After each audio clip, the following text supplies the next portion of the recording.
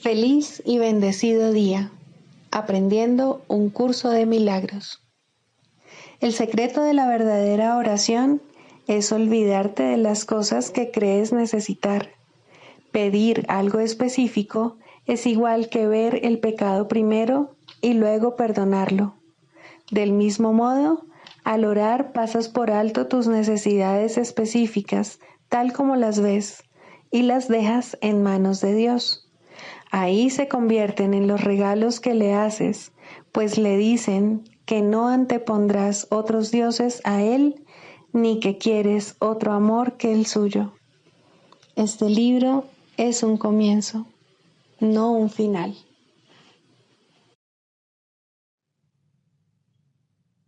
Del prefacio que postula, párrafo 11. La visión de Cristo es el don del Espíritu Santo, la alternativa que Dios nos ha dado contra la ilusión de la separación y la creencia en la realidad del pecado, la culpabilidad y la muerte. Es la única corrección para todos los errores de percepción, la reconciliación de los aparentes opuestos en los que se basa este mundo. Su benévola luz muestra todas las cosas desde otro punto de vista, reflejando el sistema de pensamiento que resulta del conocimiento y haciendo que el retorno a Dios no solo sea posible, sino inevitable. Lo que antes se consideraba una injusticia que alguien cometió contra otro, se convierte ahora en una petición de ayuda y de unión. El pecado, la enfermedad y el ataque se consideran ahora percepciones falsas que claman por el remedio que procede de la ternura y el amor. Las defensas se abandonan porque donde no hay ataque no hay necesidad de ellas. Las necesidades de nuestros hermanos se vuelven las nuestras porque son nuestros compañeros en la jornada de regreso a Dios. Sin nosotros, ellos perderían el rumbo. Sin ellos, nosotros jamás podríamos encontrar el nuestro. Introducción. Este es un curso de milagros. Es un curso obligatorio. Solo el momento en que decides tomarlo es voluntario. Tener libre albedrío no quiere decir que tú mismo puedas establecer el plan de estudios. Significa únicamente que puedes elegir lo que quieres aprender en cualquier momento dado. Este curso no pretende enseñar el significado del amor, pues eso está más allá de lo que se puede enseñar. Pretende, no obstante, despejar los obstáculos que impiden experimentar la presencia del amor, el cual es tu herencia natural. Lo opuesto al amor es el miedo, pero aquello que todo lo abarca no puede tener opuestos. Este curso puede, por lo tanto, resumirse muy simplemente de la siguiente manera. Nada real puede ser amenazado. Nada irreal existe. En esto radica la paz de Dios. Capítulo 1. El significado de los milagros. Primero, principios de los milagros. Principio 19.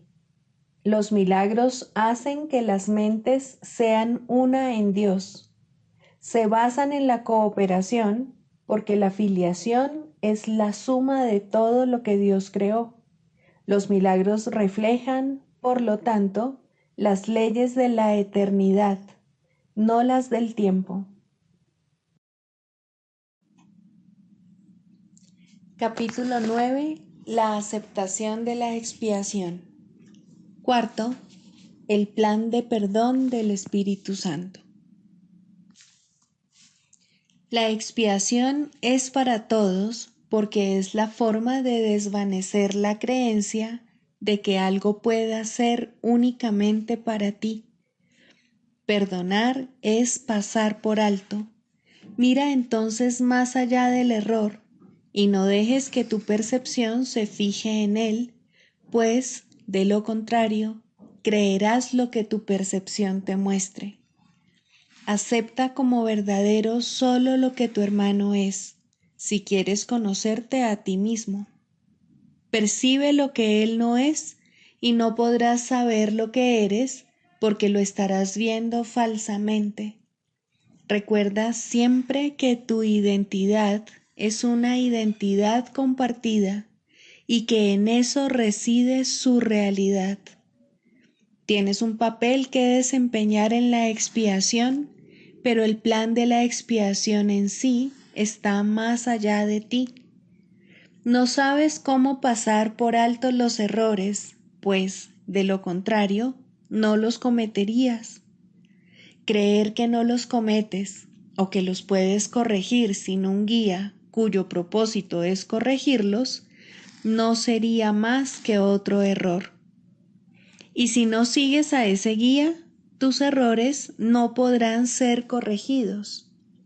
El plan no lo elaboraste tú debido a las limitadas ideas que tienes acerca de lo que eres. De esta sensación de limitación es de donde emanan todos los errores. La forma de deshacerlos, por lo tanto, no procede de ti, sino que es para ti. La expiación es una lección acerca de cómo compartir que se te da porque te has olvidado de cómo hacerlo. El Espíritu Santo simplemente te recuerda el uso natural de tus capacidades. Al reinterpretar la capacidad de atacar como la capacidad de compartir, Él transforma lo que tú inventaste en lo que Dios creó. Si quieres alcanzar esto por medio de Él, no puedes contemplar tus capacidades a través de los ojos del ego, o las juzgarás como Él lo hace. El daño que puedan ocasionar reside en el juicio del ego. El beneficio que puedan aportar reside en el juicio del Espíritu Santo. El ego tiene también un plan de perdón porque estás pidiendo uno, aunque no al maestro adecuado.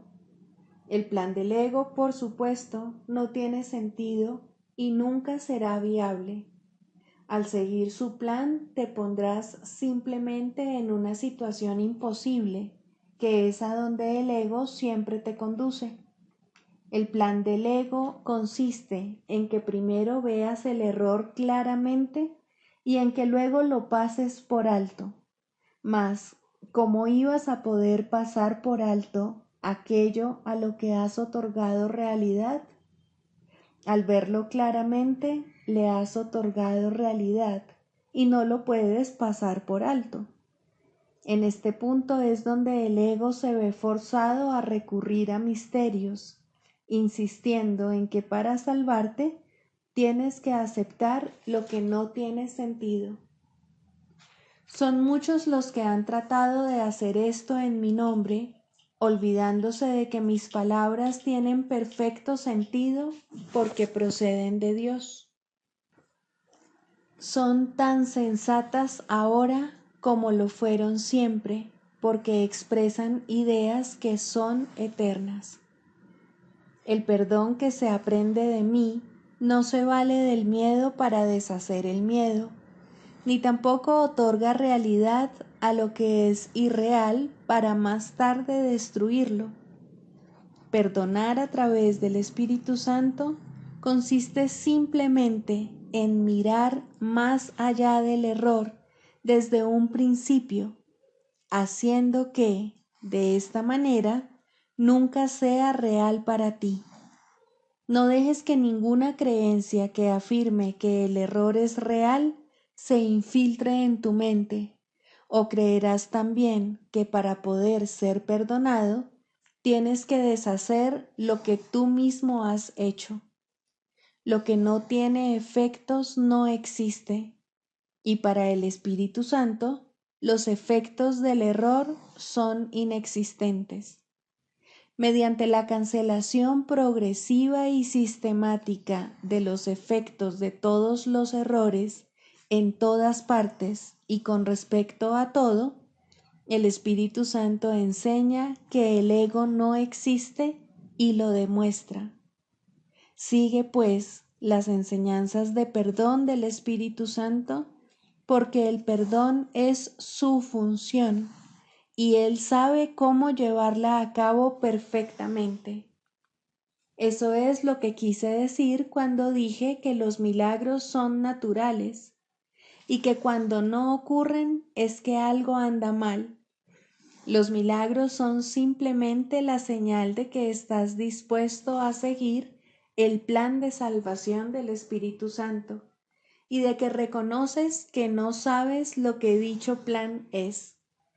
La función que a Él le corresponde llevar a cabo no es la que te corresponde a ti, y a menos que aceptes esto, no podrás saber cuál es tu función. La confusión de funciones es una característica tan típica del ego que a estas alturas ya deberías estar familiarizado con ella. El ego cree que es él quien debe llevar a cabo todas las funciones, si bien no tiene la menor idea de lo que éstas son. Esto es algo más que una simple confusión. Es una combinación especialmente peligrosa de grandiosidad y confusión que predispone al ego a atacar a cualquier persona o a cualquier cosa sin ningún motivo aparente. Esto es exactamente lo que el ego hace. Sus reacciones son imprevisibles porque no tiene idea de lo que percibe. Si no tienes idea de lo que está ocurriendo, ¿cómo puedes esperar reaccionar debidamente? Podrías preguntarte, independientemente de cómo expliques la reacción, si el carácter imprevisible del ego justifica que le des un puesto de confianza como guía tuyo. Déjame repetir que las cualificaciones del ego como guía son notoriamente deficientes y que elegirle como tu maestro de salvación es una pésima elección. El que elige un guía completamente demente no puede por menos que ser completamente demente él mismo. No es cierto tampoco que no te des cuenta de que este guía es demente. Te das cuenta de ello porque yo me doy cuenta y tú lo juzgas siguiendo el mismo criterio que sigo yo. El ego vive literalmente de tiempo prestado y sus días están contados. No tengas miedo del juicio final, sino que, por el contrario, dale la bienvenida sin más demora, pues el tiempo de que el ego dispone lo toma prestado de tu eternidad. Este es el segundo advenimiento, el cual se concibió para ti de la misma manera en que el primero fue creado. El segundo advenimiento es simplemente el retorno de la cordura. ¿Cómo iba a ser esto temible? ¿Qué podría ser temible sino las fantasías? ¿Y quién recurre a fantasías a menos que haya perdido toda esperanza de poder encontrar satisfacción en la realidad? Es indudable, no obstante, que jamás encontrarás satisfacción en fantasías, de manera que tu única esperanza es cambiar de parecer con respecto a tu realidad. Únicamente si tu decisión de que la realidad es temible es errónea, puede Dios estar en lo cierto. Y yo te aseguro que Dios está en lo cierto. Alégrate, pues, de haber estado equivocado, mas ello solo se debió a que no sabías quién eras. De haberlo sabido, no te habrías podido equivocar, de la misma manera en que Dios no puede equivocarse. Lo imposible solo puede tener lugar en fantasías. Cuando buscas la realidad en fantasías, no la puedes encontrar. Los símbolos de las fantasías pertenecen al ámbito del ego y de estos puedes encontrar una infinidad, mas no busques significado en ellos. Están tan desprovistos de significado como las fantasías en las que van entretejidos. Los cuentos de hadas pueden ser placenteros o atemorizantes, pero nadie cree que sean verdad. Tal vez los niños crean en ellos, y así, por algún tiempo, son verdad para ellos. Mas, cuando la realidad alborea, las fantasías desaparecen. En el ínterin, no obstante, la realidad no había desaparecido. El segundo advenimiento es la conciencia de la realidad, no su retorno. Criatura de Dios, mira, la realidad está aquí. Te pertenece a ti, a mí y a Dios, y nos satisface completamente a todos. Ser consciente de esto es lo único que sana, porque es la conciencia dula verdad. Libro de ejercicios, lección 191. Soy el Santo Hijo de Dios mismo. He aquí la declaración de tu liberación de las cadenas del mundo, y he aquí, asimismo, la liberación del mundo entero. ¿No te das cuenta de lo que has hecho al asignarle al mundo el papel de carcelero del Hijo de Dios? ¿Qué podría ser entonces sino un mundo depravado y temeroso, amedrentado por las sombras, vengativo y salvaje, desprovisto de razón, ciego y enajenado por el odio? ¿Qué has hecho para que este sea tu mundo? ¿Qué has hecho para que sea eso lo que ves? Niega tu identidad y ese es el resultado. Contemplas el caos y proclamas que eso es lo que tú eres. No ves nada que no dé testimonio de ello. No hay sonido que no te hable de la flaqueza que hay dentro y fuera de ti, ni aliento que respires que no parezca acercarte más a la muerte, ni esperanza que alientes que no haya de acabar en llanto.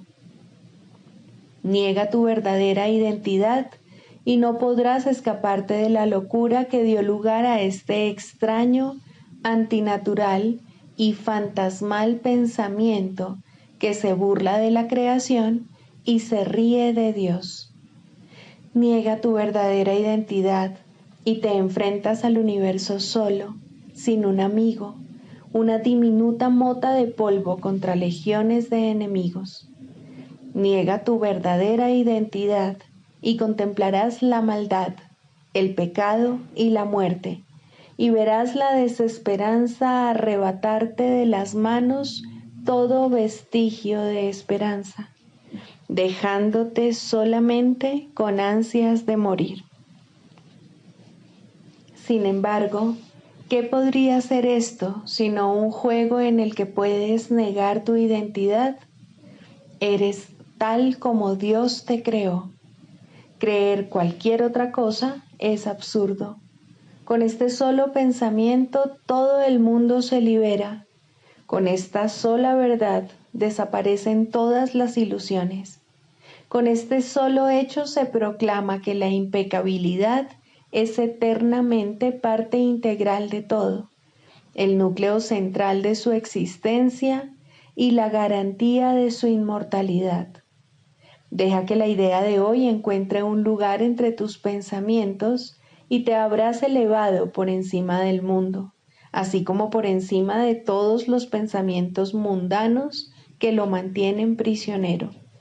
Y desde este lugar de seguridad y escape, retornarás a él y lo liberarás. Pues aquel que puede aceptar su verdadera identidad realmente se salva, y su salvación es el regalo que les hace a todos como muestra de gratitud hacia aquel que le mostró el camino a la felicidad que cambió toda su perspectiva acerca del mundo. Basta con un solo pensamiento santo como este para liberarte. Tú eres el Santo Hijo de Dios mismo. Y con este pensamiento santo comprendes a sí mismo que has liberado al mundo. No tienes necesidad de usarlo cruelmente y luego percibir esa misma necesidad en él. Lo liberas de tu aprisionamiento. No verás una imagen devastadora de ti mismo vagando por el mundo llena de terror, mientras que éste se retuerce en agonía, porque tus miedos han dejado impreso en su corazón el sello de la muerte. Alégrate hoy de cuán fácilmente desaparece el infierno. No necesitas más que decirte a ti mismo: soy el Santo Hijo de Dios mismo. No puedo sufrir ni sentir dolor. No puedo sufrir pérdidas ni dejar de hacer todo lo que la salvación me pida. Y con este pensamiento, todo lo que contemples cambiará por completo. El milagro ha iluminado todas las lúgubres y viejas cavernas en las que los ritos de la muerte reverberaban desde los orígenes del tiempo, pues el tiempo ya no tiene dominio sobre el mundo. El Hijo de Dios ha venido radiante de gloria a redimir a los que estaban perdidos, a salvar a los desvalidos y a darle al mundo el regalo de su perdón. ¿Quién podría ver el mundo como un lugar siniestro y pecaminoso cuando el Hijo de Dios ha venido por fin a liberarlo nuevamente? Tú que te percibes a ti mismo como débil y frágil, lleno de vanas esperanzas y de anhelos frustrados, nacido solo para morir, llorar y padecer, escucha esto. Se te ha dado todo poder en la tierra y en el cielo. No hay nada que no puedas hacer. Juegas el juego de la muerte, el de ser impotente, el de estar lamentablemente encadenado a la disolución en un mundo que no tiene misericordia contigo. No obstante, cuando tengas misericordia con él, su misericordia resplandecerá sobre ti. Deja entonces que el Hijo de Dios despierte de su sueño y que al abrir sus ojos santos regrese para bendecir el mundo que él fabricó. Este nació de un error, pero acabará en el reflejo de la santidad del Hijo de Dios, y éste dejará de dormir y de soñar con la muerte. Únete a mí hoy. Tu gloria es la luz que salva el mundo. No sigas negándote a conceder la salvación. Contempla el mundo que te rodea y observa el sufrimiento que se abate sobre él. ¿No está acaso dispuesto tu corazón a llevarles descanso a tus fatigados hermanos? Ellos tienen que esperar hasta que tú te liberes. Permanecen encadenados hasta que tú seas libre. No pueden ver la misericordia del mundo hasta que tú la encuentres en ti mismo. Sufren hasta que tú niegues que el dolor te atenaza. Mueren hasta que tú aceptes tu propia vida eterna. Eres el Santo Hijo de Dios mismo. Recuerda esto y el mundo entero se libera. Recuerda esto y la tierra y el cielo son uno. Características de los maestros de Dios. 10. Mentalidad abierta. El papel central que ocupa la mentalidad abierta, quizá el último de los atributos que el maestro de Dios adquiere, puede entenderse fácilmente cuando se reconoce la relación que guarda con el perdón. La mentalidad abierta procede de una ausencia de juicios. De la misma manera en que los juicios cierran la mente, impidiéndole la entrada al Maestro de Dios, de igual modo la mentalidad abierta lo invita a entrar. De la misma manera en que la condenación juzga al Hijo de Dios como malvado, de igual modo la mentalidad abierta permite que sea juzgado por la voz de Dios en su nombre. De la misma manera en que la proyección de la culpabilidad sobre él lo enviaría al infierno, de igual modo la mentalidad abierta permite que la imagen de Cristo le sea extendida. Solo aquellos que tienen una mentalidad abierta pueden estar en paz, pues son los únicos que ven razones para ello. ¿Cómo perdonan los que tienen una mentalidad abierta? Han renunciado a todas las cosas que les impediría perdonar. Han abandonado realmente al mundo y han permitido que éste les sea restaurado con tal frescura y en júbilo tan glorioso que jamás hubiesen podido concebir un cambio así. Nada es ahora como era antes. Todo lo que antes parecía opaco y sin vida, ahora no hace sino refulgir. Lo que es más, todas las cosas les dan la bienvenida, ya que ha desaparecido toda sensación de amenaza. Ya no quedan tinieblas que oculten la faz de Cristo. Ya se ha logrado el objetivo. El perdón es la meta final del programa de estudios, pues allana el camino para lo que se encuentra más allá de todo aprendizaje. El programa de estudios no hace ningún esfuerzo por excederse de su verdadero objetivo. El perdón es su único objetivo, en el cual converge en última instancia todo aprendizaje. Ciertamente eso es suficiente. Habrás notado que la lista de atributos de los maestros de Dios no incluye las características que constituyen la herencia del Hijo de Dios. Términos tales como amor, inocencia, perfección, conocimiento y verdad eterna no aparecen en este contexto, pues no serían apropiados aquí.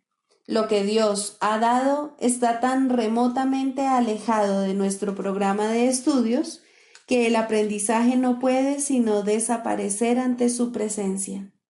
Sin embargo, mientras su presencia esté velada, el enfoque ha de centrarse necesariamente en el programa de estudios. La función de los maestros de Dios es llevar al mundo el verdadero aprendizaje. Propiamente dicho, lo que llevan es un desaprendizaje, que es a lo único que se le puede llamar verdadero aprendizaje en este mundo. A los maestros de Dios se les ha encomendado la función de llevar al mundo las buenas nuevas del completo perdón. Bienaventurados son en verdad, pues son los portadores de la salvación. Manual para el maestro. Pregunta 10. ¿Cómo se deja de juzgar? Los juicios, al igual que los demás mecanismos mediante los cuales se mantiene vigente el mundo de las ilusiones, es algo que el mundo no entiende en absoluto. De hecho, se les confunde con la sabiduría y se usan como sustituto de la verdad. Tal como el mundo usa el término, un individuo es capaz de tener buen juicio o mal juicio, y su educación tiene como objeto reforzar el primero y minimizar el segundo. Existe, no obstante, una gran confusión con respecto a lo que significan esas categorías. Lo que es buen juicio para uno es malo para otro. Lo que es más, una misma persona puede clasificar la misma acción como muestra de buen juicio en una ocasión y de mal juicio en otra. Tampoco puede enseñarse realmente un criterio consistente para determinar lo que son estas categorías. En cualquier momento, el estudiante puede estar en desacuerdo con lo que su supuesto maestro dice acerca de ellas, o el maestro mismo puede ser inconsistente en lo que cree. Buen juicio en este contexto no significa nada, mal juicio tampoco. Es necesario que el maestro de Dios se dé cuenta, no de que no debe juzgar, sino de que no puede. Al renunciar a los juicios, renuncia simplemente a lo que nunca tuvo. Renuncia a una ilusión, o mejor dicho, tiene la ilusión de renunciar a algo. En realidad, simplemente se ha vuelto más honesto. Al reconocer que nunca le fue posible juzgar, deja de intentarlo. Esto no es un sacrificio. Por el contrario, se pone en una posición en la que el juicio puede tener lugar a través de él, en lugar de ser algo que él emite por su cuenta. Y este juicio no es ni bueno ni malo, es el único juicio que existe y es solo uno. El Hijo de Dios es inocente y el pecado no existe. El objetivo de nuestro programa, a diferencia del objetivo del aprendizaje del mundo, es el reconocimiento de que juzgar en el sentido usual es imposible. Esto no es una opinión, sino un hecho. Para poder juzgar cualquier cosa correctamente, uno tendría que ser consciente de una gama inconcebiblemente vasta de cosas pasadas, presentes y por venir. Uno tendría que reconocer de antemano todos los efectos que sus juicios podrían tener sobre todas las personas y sobre todas las cosas que de alguna manera estén involucradas en ellos. Y tendría que estar seguro de que no hay distorsión alguna en su percepción para que sus juicios fuesen completamente justos con todos sobre los que han de recaer ahora o sobre los que hayan de recaer en el futuro. ¿Quién puede hacer eso? ¿Quién, excepto en delirios de grandeza, pretendería ser capaz de todo esto? ¿Recuerdas cuántas veces pensaste que estabas al tanto de todos los hechos que necesitabas para juzgar algo y cuán equivocado estabas? ¿Quién no ha tenido esta experiencia? ¿Tienes idea de cuántas veces pensaste que tenías razón sin jamás darte cuenta de que estabas equivocado?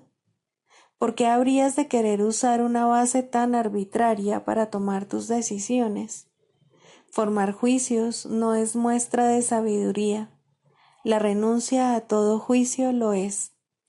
Forma, pues, un solo juicio más, y es este. Hay alguien a tu lado cuyo juicio es perfecto. Él conoce todos los hechos, pasados, presentes y por venir. Conoce los efectos que sus juicios han de tener sobre todas las personas y sobre todas las cosas que de alguna manera estén involucradas. Y Él es absolutamente justo con todos, pues en su percepción no hay distorsiones. Abandona, por lo tanto, todo juicio, no con pesar, sino con un suspiro de gratitud. Ahora estás libre de una carga tan pesada que solo podría haberte hecho tambalear y caer debajo de ella. Y todo era una ilusión, nada más. Ahora el Maestro de Dios puede levantarse aliviado y marchar hacia adelante con paso ligero, mas este no es su único beneficio. Su sensación de preocupación ha desaparecido, pues no tiene ninguna razón para ello. La ha abandonado junto con sus juicios. Se entregó a aquel en cuyo juicio ha elegido ahora confiar en lugar del suyo propio. Ya no comete errores. Su guía es infalible. Y donde vino a juzgar, ahora va a bendecir. Donde ahora ríe, antes venía a llorar. No es difícil renunciar a los juicios, lo que sí es difícil es aferrarse a ellos. El Maestro de Dios los abandona gustosamente en el instante en que reconoce su costo. Toda la fealdad que ve a su alrededor es el resultado de ellos, al igual que todo el dolor que contempla. De los juicios se deriva toda soledad y sensación de pérdida, el paso del tiempo y el creciente desaliento, la desesperación enfermiza y el miedo a la muerte. Ahora, el Maestro de Dios sabe que todas esas cosas no tienen razón de ser, ni una sola es verdad. Habiendo abandonado su causa, todas ellas se desprenden de él, ya que nunca fueron sino los efectos de su elección equivocada. Maestro de Dios, este paso te brindará paz. ¿Cómo iba a ser difícil anhelar solo esto?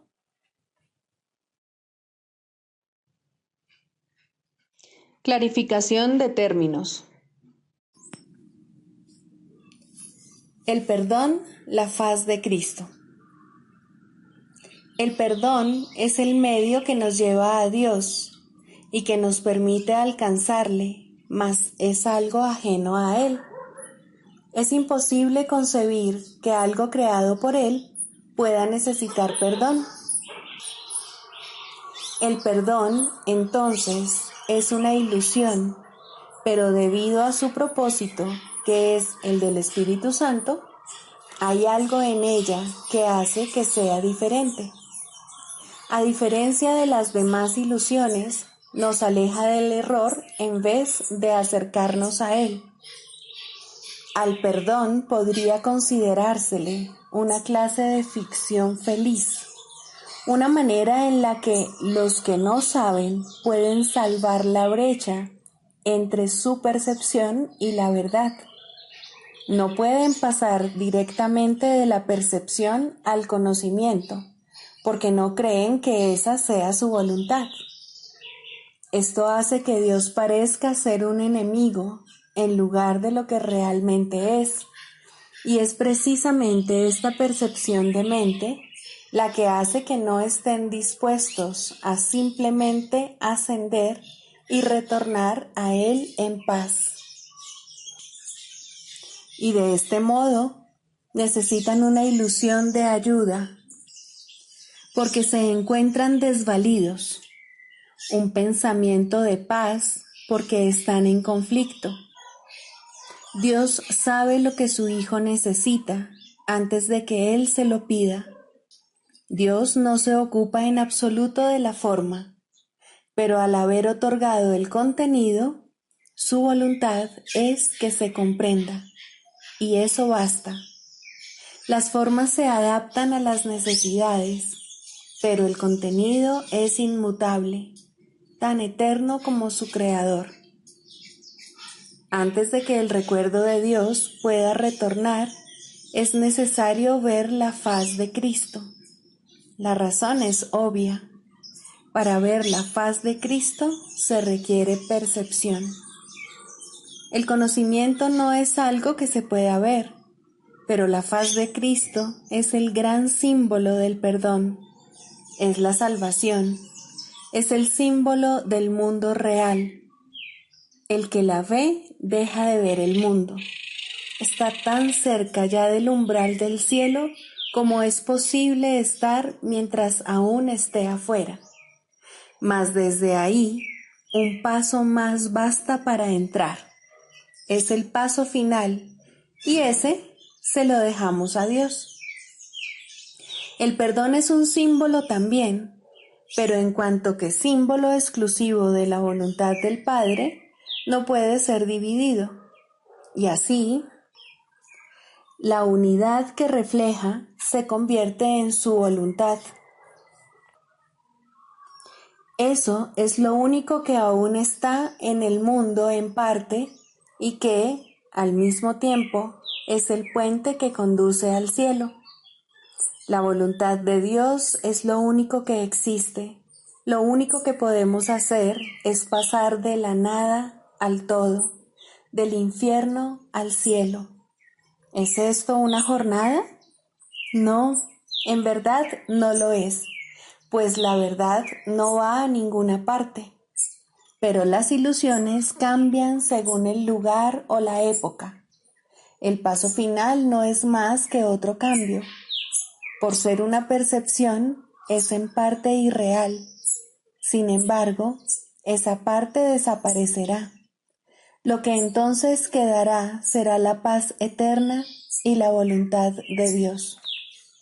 Ahora ya no hay deseos, pues los deseos cambian. Incluso lo que una vez se deseó puede volverse indeseable.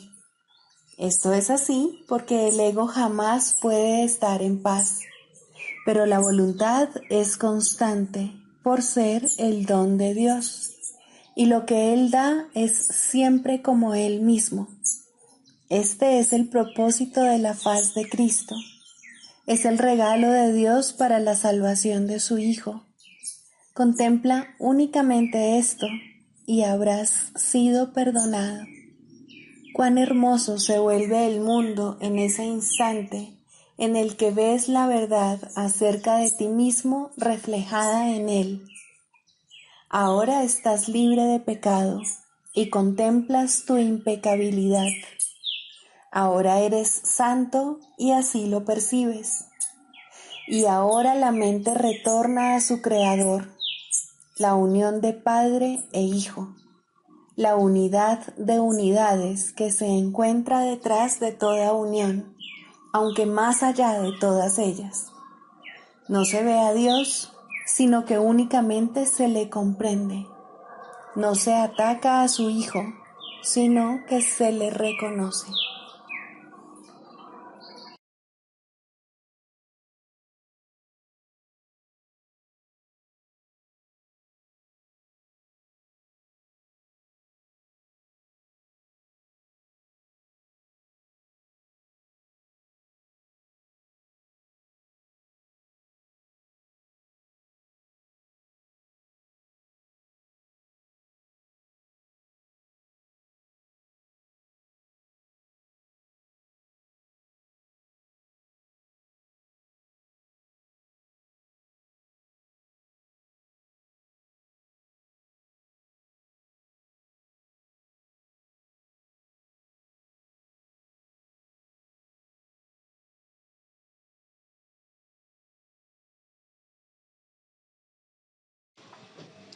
Tres. La práctica de la psicoterapia. Primero, la selección de pacientes. Todo aquel que se te envía es un paciente tuyo. Esto no significa que tú lo selecciones ni que escojas la clase de tratamiento adecuado, pero sí significa que nadie viene a ti por error. No hay errores en el plan de Dios. Sería un error, sin embargo, presumir que sabes lo que debe ofrecerse a todo el que viene. No te corresponde decidirlo. Hay una tendencia a asumir que se te llama constantemente a sacrificarte por aquellos que llegan. Esto difícilmente podría ser cierto. Exigir que te sacrifiques es exigir un sacrificio de Dios, y Él no sabe nada del sacrificio. ¿Quién podría pedirle a lo perfecto que sea imperfecto? ¿Quién decide entonces lo que cada hermano necesita? Seguramente no tú, que aún no reconoces quién es aquel que pide. Hay algo en él que te lo dirá si escuchas, y esa es la respuesta. Escucha. No exijas, no decidas, no sacrifiques. Escucha.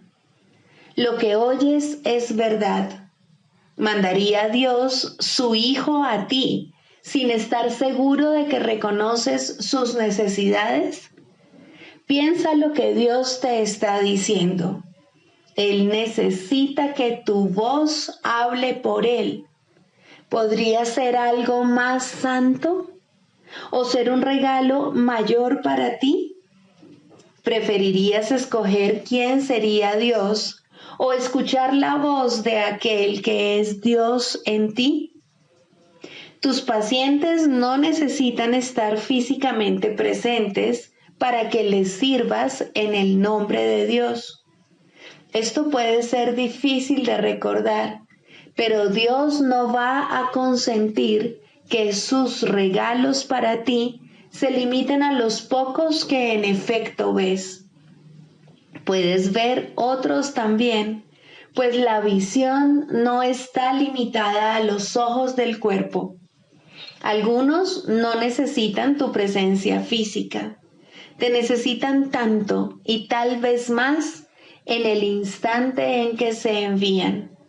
Los reconocerás en la forma que pueda ser más útil para ambos. No importa cómo vengan, serían enviados en la forma en que sea más útil. Un nombre, un pensamiento, una imagen, una idea, o tal vez simplemente una sensación de estar llegando a alguien en alguna parte. La unión está en las manos del Espíritu Santo. No se puede evitar lograrla. Un terapeuta santo, un maestro de Dios avanzado, nunca olvida una cosa.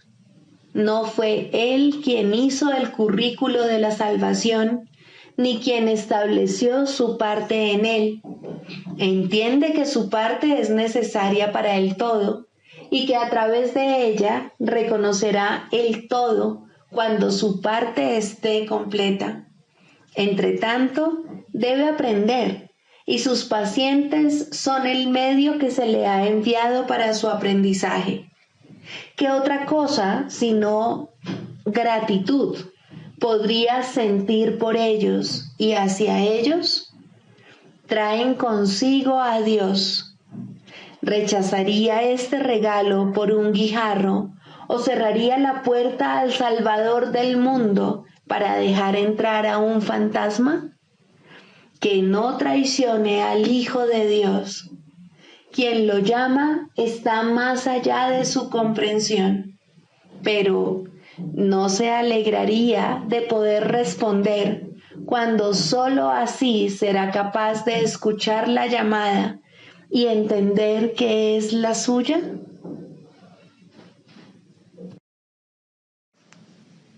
El canto de la oración.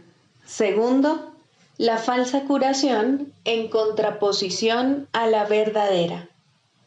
La falsa curación no es más que un mísero intercambio de una ilusión por otra más agradable, de un sueño de enfermedad por uno de salud. Esto puede ocurrir en los primeros niveles de oración en combinación con un perdón bien intencionado, pero aún no comprendido del todo. Solo la falsa curación puede dar lugar al miedo, de tal manera que la enfermedad es libre para arremeter de nuevo. La falsa curación puede, en efecto, eliminar ciertas formas de dolor y enfermedad, pero la causa sigue ahí y no dejará de producir efectos. La causa sigue siendo el deseo de morir y de vencer a Cristo. Y con este deseo, la muerte es segura, pues a la oración se le da respuesta. No obstante, hay una clase de muerte aparente que tiene otra fuente. No es el resultado de pensamientos hirientes ni de una furia desenfrenada contra el universo. Significa simplemente que la utilidad del funcionamiento del cuerpo ha concluido, de manera que se elige abandonarlo en forma similar a como uno se desprende de una vestimenta desgastada.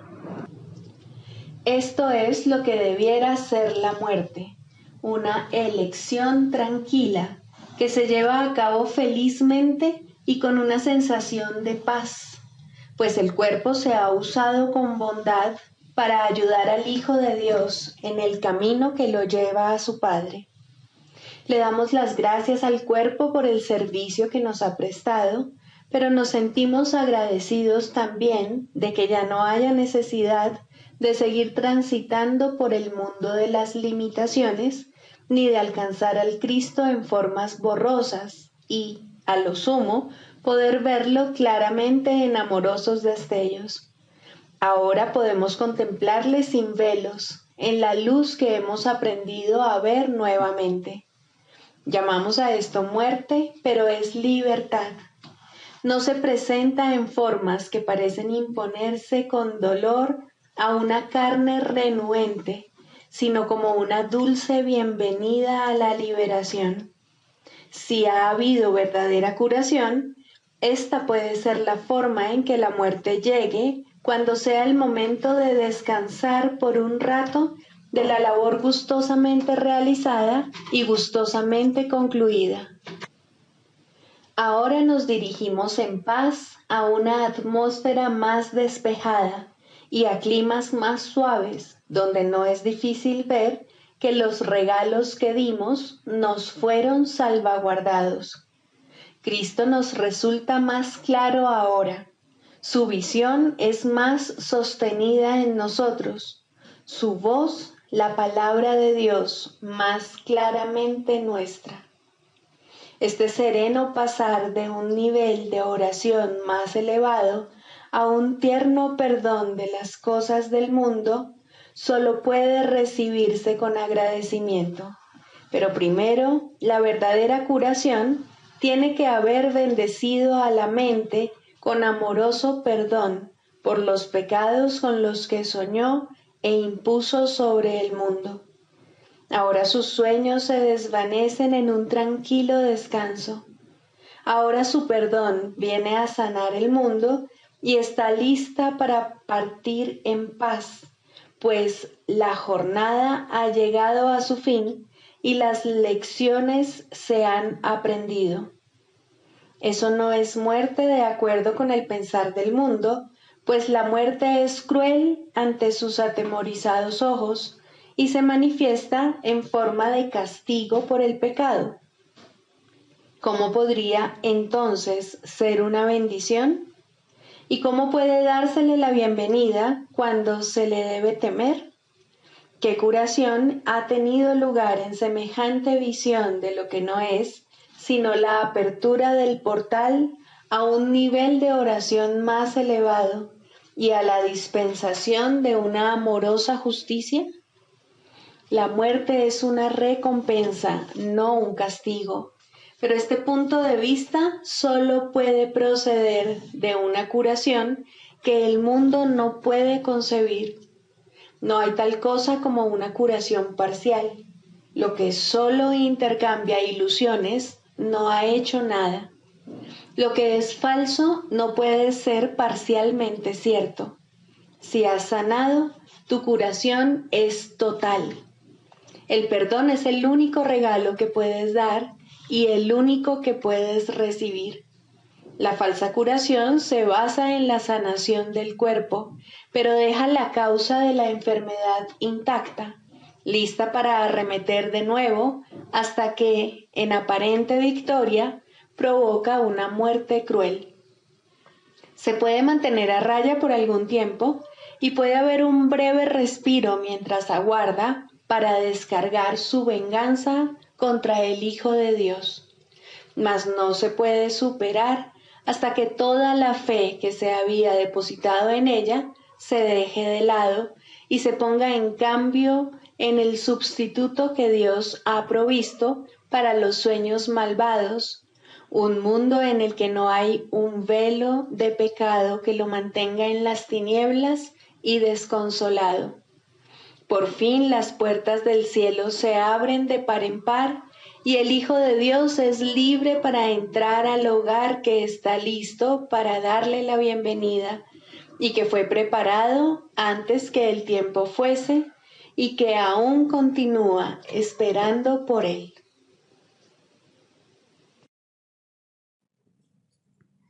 Sigamos a Jesús haciendo del perdón algo tan natural como respirar y algo tan vital como el aire. Amén.